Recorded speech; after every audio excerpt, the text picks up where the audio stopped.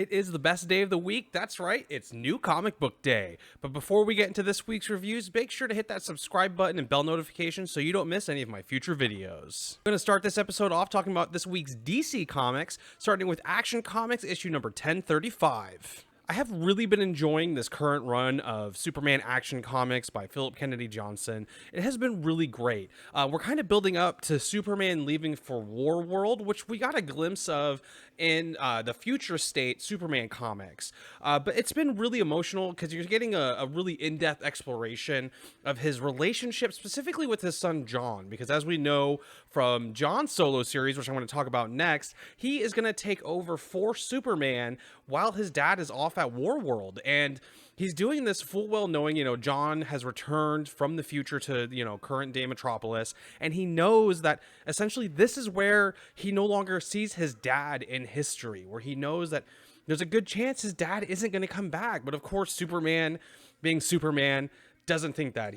Death is always certain for him, and he has no fear while going to Warworld to hopefully save what he believes to be other remaining Kryptonians. But overall, this series has been really good. We just came to the end of the first story arc, which is Warworld Rising, which has gone on for 6 issues.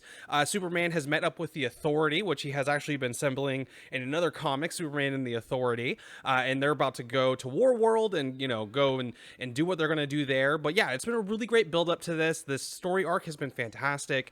When it does come out in trade format, I will probably do a video on it as well, because it's definitely worth a read, and it's been a lot of fun, I gotta say, especially, like I said, exploring this relationship between John Kent and Clark Kent, between Superman and, his son, has been a lot of fun. Especially for me, being a new dad, I have really enjoyed it. Next, from DC Comics, we have Superman Son of Kal-El issue number 3 from Tom Taylor. I have been really enjoying this Superman Son of Kal-El series. I don't know, honestly, how much more I'm going to read of it. I think I'm going to finish out this first arc, and it's not because it's not a good book. It is. Tom Taylor is doing solid work with this one. I am enjoying him exploring a little bit more of John Kent and getting to learn a little bit more about his character. But from a thematic standpoint, I'm already reading Nightwing, and this has a very similar theme to Nightwing. The predecessor or the successor kind of exceeding the predecessor, right? The son kind of overcoming and surpassing the father in terms of ability.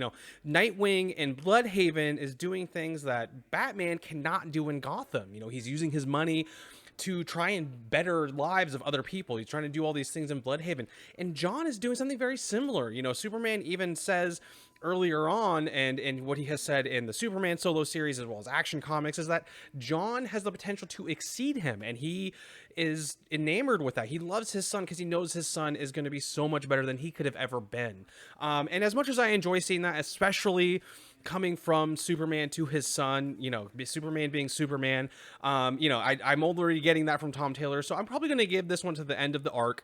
But if you are currently reading Superman Son of Kal-El, if you haven't started reading Superman Son of Kal-El, I really recommend it. It has been a fantastic book and a really great Superman book, and it's really good to see them highlight the differences between John and Clark, which is something I've really enjoyed. And then the last book from DC Comics this week, we have Justice League issue number 68 from Brian Michael Bendis. So I have been pushing myself to read this current run of Justice League. From the beginning, it's been decent, but it hasn't really been great, and it really has lagged at a couple of points. We've gotten to the end now of the second story arc, United Order Part 5, and, I've been pushing myself. I'm like, okay, I'm going to give it one more issue.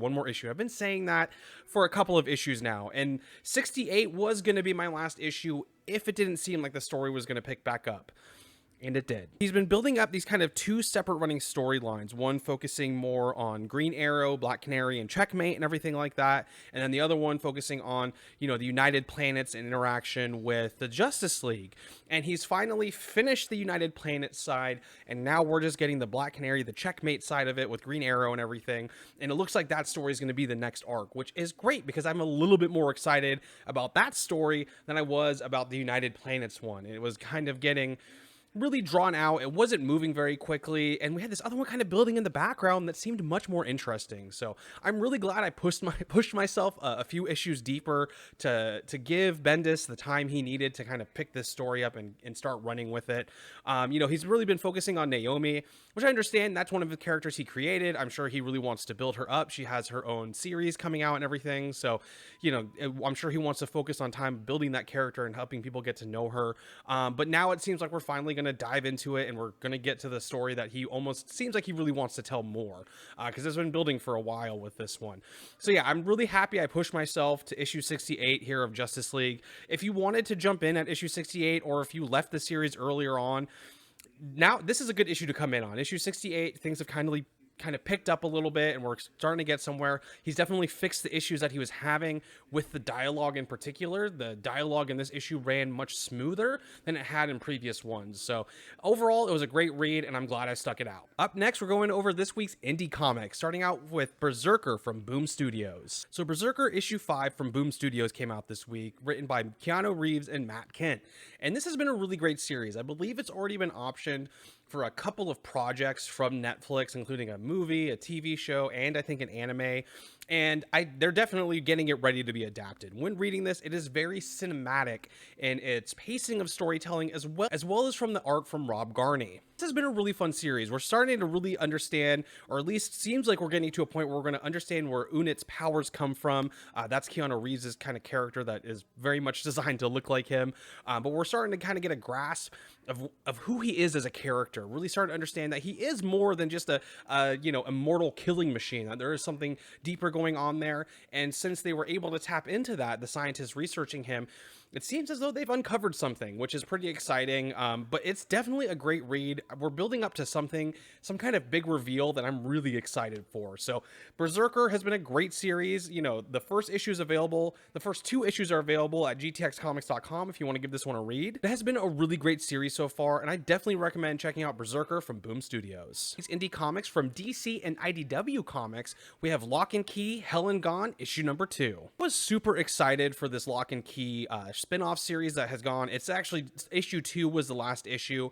This comes after Pale Battalion, and it's the kind of the second half of that storyline, but it takes place in the Sandman universe, and I am a huge fan of Sandman. It is one of my all-time favorite comic books. It is for most people that have read it. It is one of the great comic books of our time. But this is kind of filling in some of the gaps and kind of taking some of the things from the Sandman story and playing with them a little bit. And I really enjoyed that. We got to see how, one of the things that happens in Sandman when he travels to hell, he sees Etrigan the demon, is like, oh, Etrigan, you're a rhymer. Well, in this Locke and Key Hell and Gone series, we see how Etrigan became a rhymer. We see how kind of where the Corinthian came from and how he kind of got out of the dream world. We saw where, the Gil, the Green Acres, the Happy Dream guy, how he kind of got out of the dream world. So it kind of filled in some of those gaps, which was really fun. It had some really good callbacks to Sandman, and it also tied into Locke and Key really well. And I'm a big fan of Locke and Key. Definitely a great book. Check it out at gtxcomics.com. Got plenty of copies of the first volume. It is a fantastic comic book from Joe Hill with art by Gabriel Rodriguez. And Joe Hill and Gabriel Rodriguez did this spin-off as well. So the artwork is phenomenal. Loved seeing Rodriguez's artwork on Sandman characters, and Joe Hill wrote this beautiful story with it, and it was a fun read. It was 2 issues, but it was 2 very nice large issues, and I definitely recommend checking it out if you're a fan of Locke and Key, if you're a fan of Sandman. These are definitely worth your time.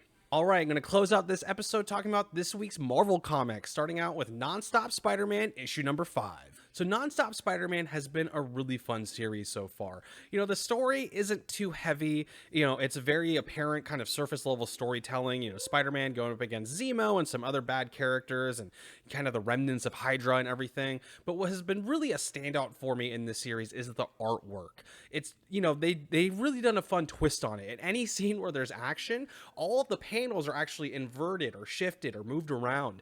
So you really have this sense of movement as you're going through the comic book, which is a lot of fun. The thing that they've actually changed, which I thought was cool, was the way his spider sense works. Instead of just being tingly lines or anything like that, it actually is words like get down, move, he has a gun, things like that. And it's been a lot of fun. But It's definitely a very fast-paced book.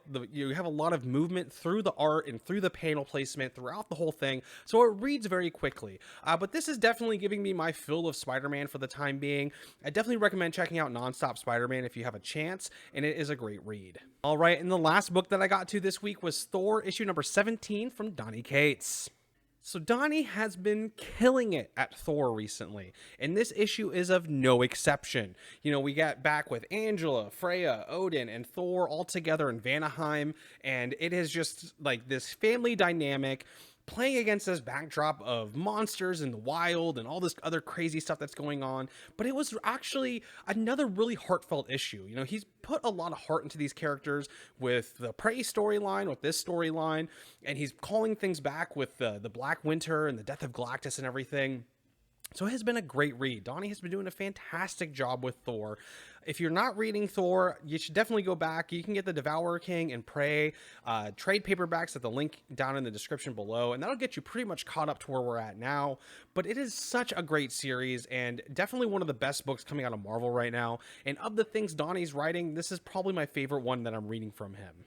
The artwork has been fantastic. It's been action-packed with a Gatling gun cat. I mean, that's just something you're going to see in this issue of Thor. And it's a lot of fun. So I definitely recommend checking out the current Thor run from Donny Cates. You can get issue 17 as well as the trades for the first 2 volumes at the link in the description below. Well, that is it for another new comic book day. Let me know down in the comments, what are you reading this week? What did you pick up? I'd love to hear from you. And thank you all so much. Be sure to hit that subscribe button and drop a like, and I'll see you later.